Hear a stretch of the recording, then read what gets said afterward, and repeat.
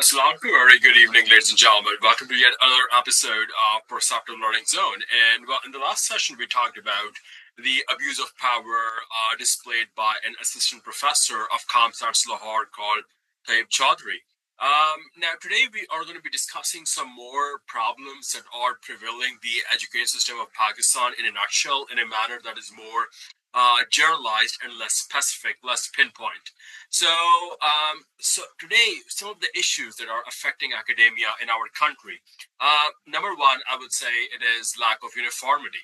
So you see, the education system, it is not uniform, and it is based on differentiated education system like public institutions. Now, you got private institutions, you got dini madaris.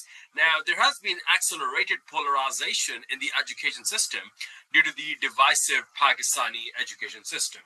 And this has fundamentally perpetrated into cultural veins of the nation. The recent waves of sectarianism and I would say terrorism, they are the consequences of this divisible system.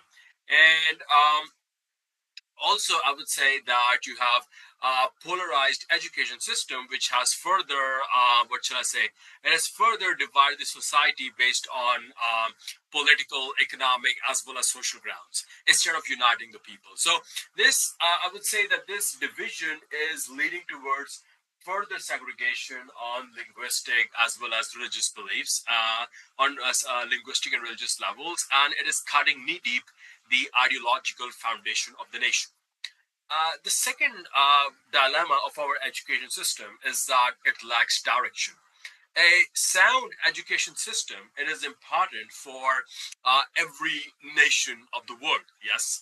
And all nations, they develop their people or human resources on the basis of rigorous focus on education and training.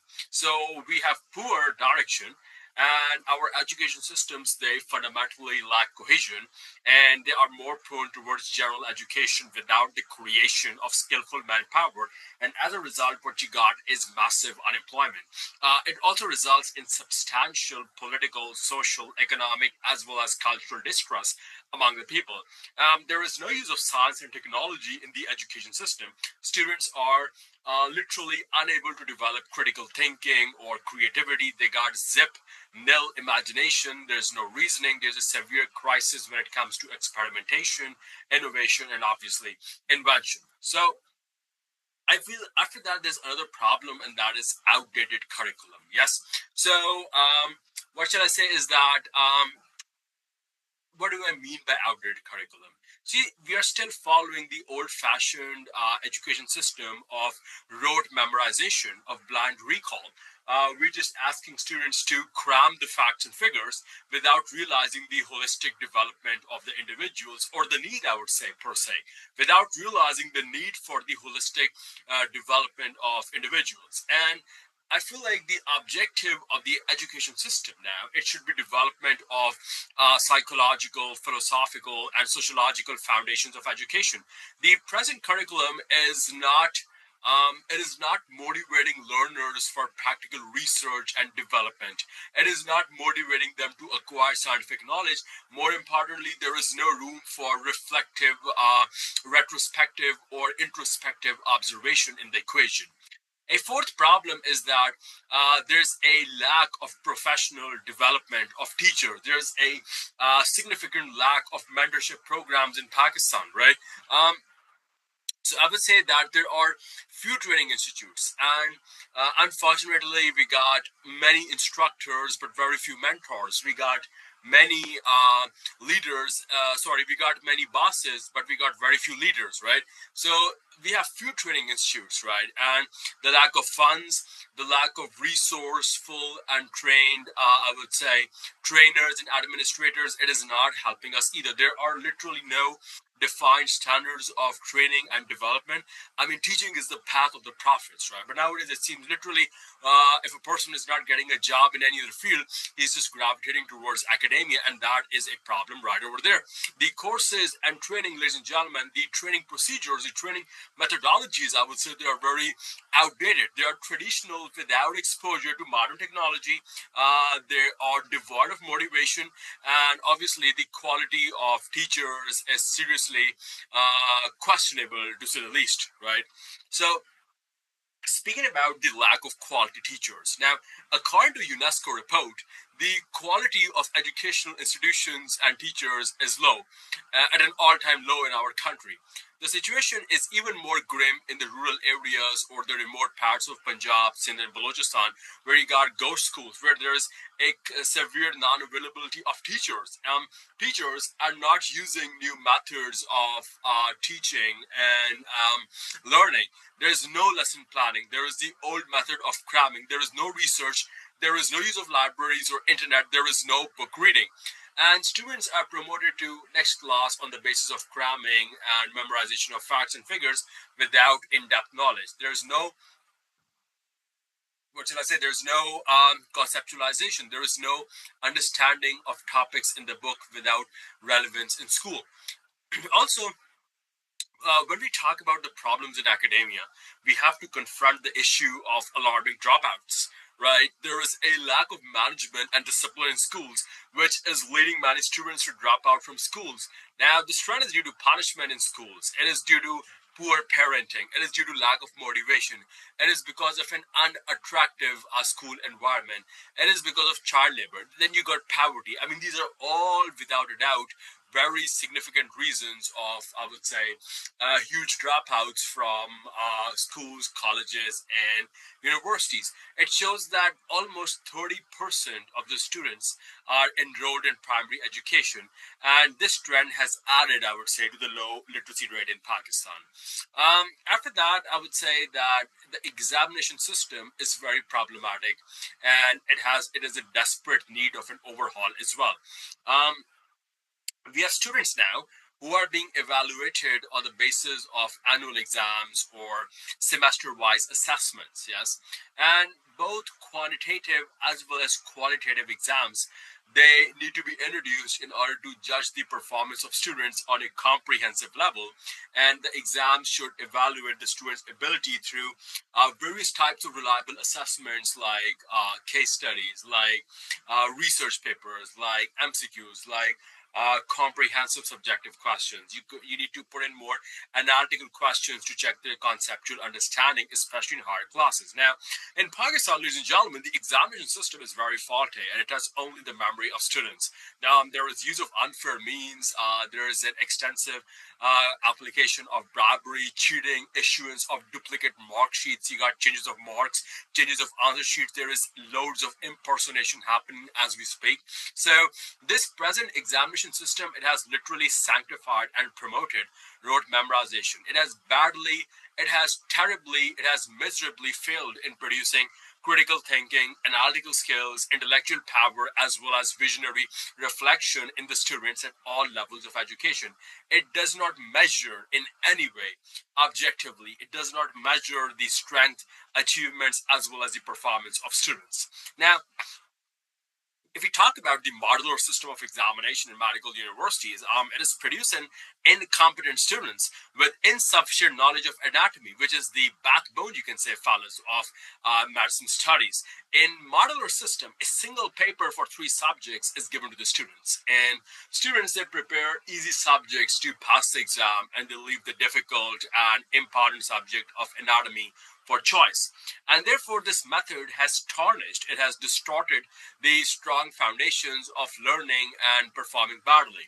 And doctors produced with such type of examination, with lack of proper understanding of the subject, well, they will not be able to serve the humanity honestly and do justice with their profession. So, I would say that in our education system, educational institutions are being used as breeding grounds for political parties. I mean, that's what's happening, right? In college and universities, these groups, they nurture students. They get benefits by being part of any political party during the exams, right? I mean, you got these crooks and dacoits who are running these schools and colleges like their own family business. A list of students is provided to the teacher by the student leader to pass them in the exam. Admissions are given on the basis of party basis. Exams are marked and checked on the basis of on party basis, because mostly teachers are also working for parties while sitting in these educational institutions. I mean, that's your country's academia in a nutshell. So during the board or university exam, by given money to the invigilator, the students are allowed to cheat in the exam. Yes, students, they throw the question paper outside the window, and one of the party representative, he climbs up the tree near the window with a megaphone and starts dictating answers by calling up question numbers. And honest teachers are threatened and sometimes gunned and killed in case they're not willing to listen to the unfair demand of the students of different parties. Some of the teachers are also, unfortunately, and that's the reality check, fellas, that you got some teachers who are also involved in malpractices. They leak the paper by charging handsome amounts, or they solve the papers for the students, or allow the students to solve the papers by cheating from the books material or from some good student. And in board exams, right, if you talk about matriculation slash FSC, in board exams, before submission of sheets to the board office representative, the student is asked to write down the correct answers. And teachers are themselves involved in such political activities, and they award F grade to those categories of students who are not a member of the respective party.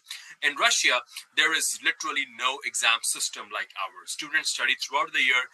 At the end of the year, teacher can ask literally any question from the book to pass a candidate and check his understanding as well as knowledge of the subject, right? Another factor that we need to talk about now, fellows, is poor supervision standards, right? To monitor teaching and learning, poor and harsh standards of evaluation and punishment are used, which in some cases results subsequently in the termination of jobs. Now, at primary school level, teachers' evaluation is not possible, right? Secondary schools or Cambridge schools, they are evaluated through board exam results or Cambridge results. In college, again, you got board or university exam results, which are the criteria to judge the academic performance of the student and teachers teaching.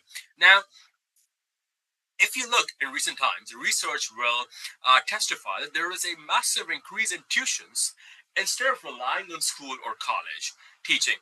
Students and their parents are compelled to go for tuitions on account of the pressure of attaining good grades and admissions in well-reputed educational institutions. So there are many tuition centers, you got many coaching centers, academies, where the same teachers who were unable to impart quality education system in schools are now doing quite well in academies by charging heavy amounts and preparing students well to score good grades. The low salaries demotivate them in their institutions to impart good education. At universities, students are given power to evaluate teaching, and the grading becomes a part of an annual evaluation report, which is essential for the promotion or benefit of the faculty. The system is again polluted by involvement of the computer department staff, student coordinators, and by bribing the students to give bad remarks about any teacher. Some insincere and corrupt teachers, they mark students' attendance and give them good marks. They tell them the questions of the exams, and they do immoral activities in order to get good evaluation from the students. Now, teachers who are honest and hardworking, they are generally ranked low by the students. Even at higher education institutions, there is a widespread lobbying. There's a lot of politics through which false evaluation against any faculty can be easily prepared in order to get rid of the unwanted faculty by the management or by the top brass. Yes. Next up, we talk about internal and external influence. In education sector, you have external factors which are coming outside the system through politicians, and they bring changes in the system to give favor to their families, to give favor to their relatives, and you have internal factors like bureaucratic manipulations. Now, there is a great favoritism and nepotism in case of transfers, appointments, promotions, salaries, grades, workstations, and due to this, the basic infrastructure of our country's education system has been badly affected. Also, when you talk about lack of resources, right, there are no proper libraries, right? If I talk about my own residence, our DHF Phase 8, it is one of the most posh areas in Lahore, yet we don't have a library. I mean, we certainly have a neon square where all sorts of filth and Satanism takes place at night. where you got loads of food vendors and entertainment hubs and blah blah blah, but you have no library, right? So there are no libraries with physical space for the students to study. Books are not available. There is no digital library. There are no computer facilities in the library, especially in public sector colleges and universities. You see, ladies and gentlemen, there's no proper lighting. There are no ACs. There are no generators in the case of power breakdown, and classrooms are overcrowded, right?